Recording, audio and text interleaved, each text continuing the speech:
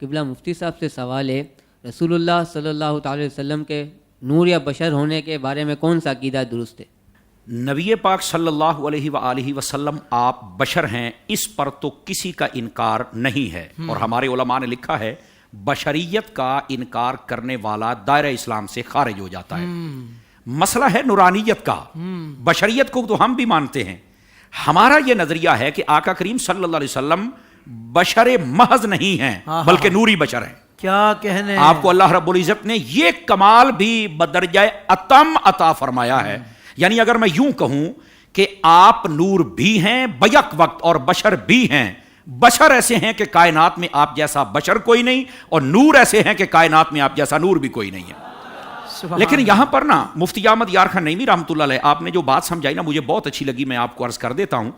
یہ نا لوگ الجھن، یہ بیک وقت نبی پاک صلی اللہ علیہ وسلم کو نور اور بشر کیوں بنایا، اس کی وجہ کیا ہے؟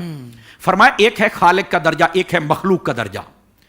درمیان میں اللہ رب العزت نے اپنے محبوب پاک صلی اللہ علیہ وسلم کا درجہ رکھا اور دو صفتیں عطا فرمائی۔ فرمایا محبوب جب ہم سے کچھ لینا ہے تو آپ پر آپ کی نورانیت غالب ہوگی، آپ نور ہوں گے، اور جب امت کو کچھ دینا ہے تو آپ پر بشریت غالب ہوگی، آپ بشر ہوں گے۔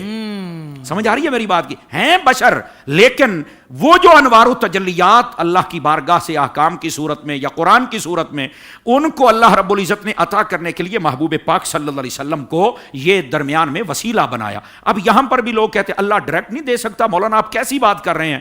تو میں نے کہا جناب وہ ڈائریکٹ دے سکتا ہے، وہ قادر ہے، اور وہ قادر مطلق ہے، وہ دے سکتا ہے، لیکن بھائی ہم عاجز ہیں، ہم لے ہی نہیں سکتے ہیں۔ اللہ یہ تو ہمارے اوپر کرم فرما کے محبوب پاک علیہ السلام کو یہ بشریت کے ساتھ صفت نورانیت عطا کر دی گئی تاکہ وہاں سے جو ملے وہ محبوب کے وسیلے سے قوم کو عطا فرما دیا جائے۔ واہ واہ تو یہ بات ہے۔ اچھا پھر اس پر لوگ بڑی عجیب و غریب قسم کی باتیں بھی کرتے ہیں، اگر وہ نور ہیں تو پھر کھانا کیوں کھاتے ہیں؟ بھائی اگر وہ نہ کھاتے، پہلی بات تو بشر ہیں، بشر نے تو کھانا ہی تھا، پہلی بات تو یہ ہے، اور دوسری بات یہ ہے کہ محبوب پاک اگر کھانا نہ کھاتے تو معاشرے کو پتہ کیسے چلتا کہ کھانا کھانا کیسے ہے؟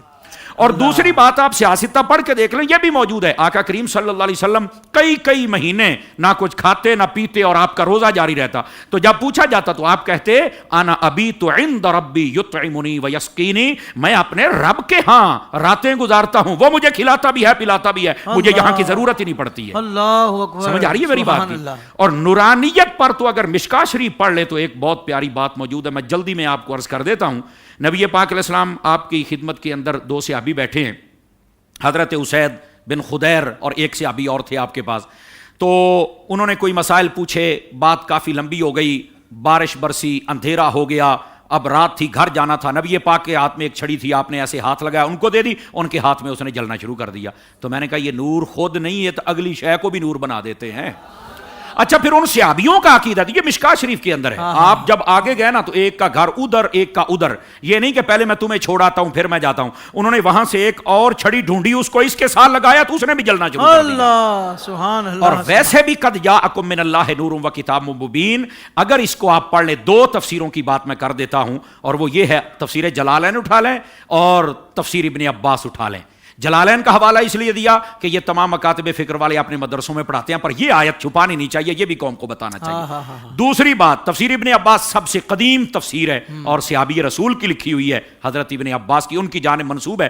اس کے اندر اسی آیت میں لکھا ہے نور سے مراد تیرے اور میرے نبی حضرت محمد مصطفیٰ صلی اللہ علیہ وسلم، آپ کی ذات اقدس مراد ہے۔ واہ واہ واہ۔ سوشل میڈیا پر اسلام کی صحیح تعلیمات جاننے کے لیے ابھی حافظ سائر قادری کا نیا YouTube channel Islamic digital studio subscribe کر لیں، اور ہاں نوٹیفیکیشن بیل آئیکن کو بھی پریس کر لیں تاکہ ہماری نئی ویڈیوز آپ تک بر وقت پہنچ سکیں۔